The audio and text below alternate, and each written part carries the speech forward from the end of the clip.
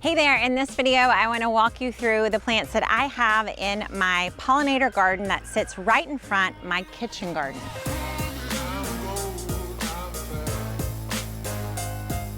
So in this space I've got a wide variety of evergreens and perennials as well as annuals that are going to come up too.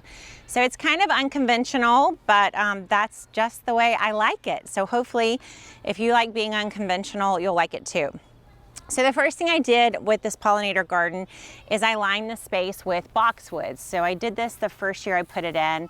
The main reason, and these boxwoods aren't what I want them to be just yet, I'm probably gonna add some more this year, is just to give like a hedge feel to this space and a little bit of formality. I'm in the Chicago area, so a lot of the plants in this pollinator garden die during the winter, are covered in snow, and this is a front yard garden, so I wanted to give a little bit of formality to the space as the interior of the pollinator garden rises and falls. So then I also have perennial herbs. So these are herbs that stay from year to year and come back or even just sit there during the winter.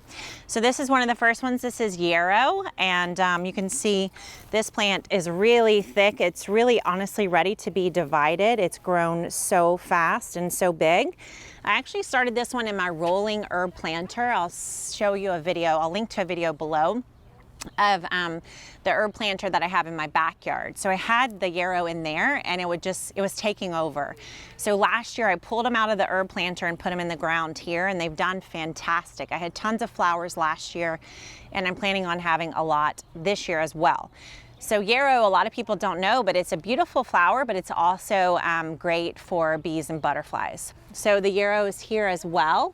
And then I have it on the other side of the pollinator garden as well. So most of the things I show you on this side are also mirrored on the other side.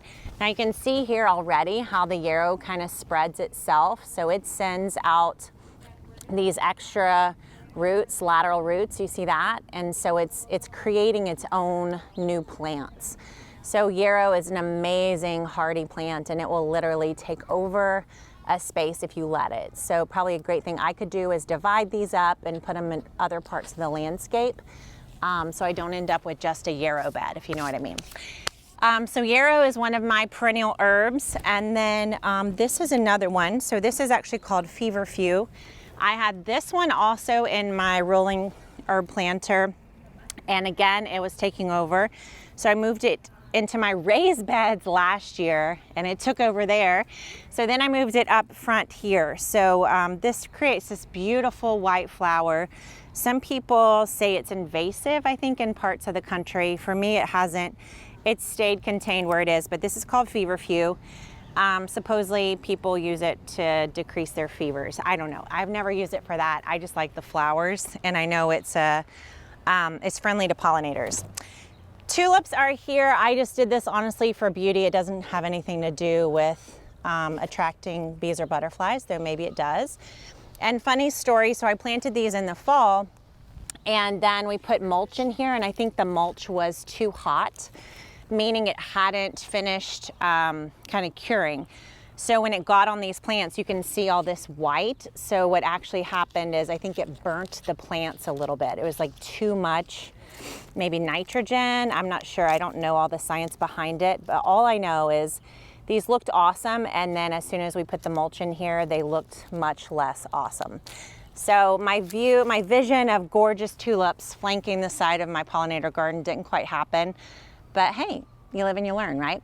So, so tulips here, then, but back to the perennial herbs. So down the center of the garden, I have a lot of perennial herbs. I'll start up here in the front. So this is mountain mint. I actually got this from a local grower. It's a local, like a native herb. It has the most amazing smell. I don't really use it for anything. I think I could, but I don't. I just let it be. And the flowers are in that mint family. The bees and butterflies love it. Then coming up here is echinacea. Again, this is a perennial herb that comes back year after year. So you may know echinacea as coneflower. So it starts with these green leaves, and then we'll get those beautiful pink flowers with the great little, you know, cone centers. So that's here and here. And you can see how the mint the mountain mint is spreading. So it's getting into, it's like taking over the echinacea. All right, then pushing back one step, this is Anise Hyssop. So these have been in the garden. This is their 3rd season. I planted them directly in ground. They die back every winter and then they pop back up. And they're just so beautiful. The fragrance is so awesome. It literally smells like licorice, and they have these beautiful purple spike flowers. I'll have to show you later in the season, but I love having these in the garden. I transplanted a few herbs that I had overwintered indoors and honestly neglected. So I have a little sage here, and some thyme here. I honestly just kind of threw them in the garden like, I hope you live, because I had pretty much killed them. So that's what these are. We'll see if they survive. Who knows? They had done well like at the beginning of the winter, and then I lost energy. You guys ever been there? And I was like, I don't care about you anymore. And then, you know, I put them out here to see if they'll come back. Next up is lemon balm. This is a fantastic star in my garden. I have a whole video on growing this lemon balm where you can see it fully grown here on our channel, which I'll link to in the description. So this again is perennial. It comes back. You can see the woody growth from last year, and then it produces these new fresh green leaves. So again, it's like super fragrant. It has this amazing lemon rich smell. It's supposedly helpful for repelling mosquitoes, but it has great little spike flowers that bees and butterflies love. They have those little entryways for the bees and the butterflies. Then back here I have more Anise Hyssop and more Anise Hyssop and more lemon balm. So kind of repeats. I planted these originally to kind of be mirrors of each other. So lemon balm, Anise Hyssop, and lemon balm all the way forward. Then back here on this side, the last perennial herb I have planted, this is called tansy. And again, tansy, I think in some places, actually a lot of places, is invasive, but in my garden it hasn't proven to be that. But I do love the flowers so much. It's these beautiful little yellow flowers. I love using them in arrangements and wreaths and things like that. So this is tansy. Again, this dies back in the winter and then pops right back up in the spring. So this has been growing now for probably a month and a half, and will end up producing these gorgeous tall yellow spike flowers. So those are the main things that I have growing in the garden right now. I also, you can see back here, I planted 4 broccolis. So this is mostly just for me to have a place to grow these larger plants. I don't know if it'll work because we do have rabbits that love to bounce around. And you can see actually here, I think she's already been munching on here.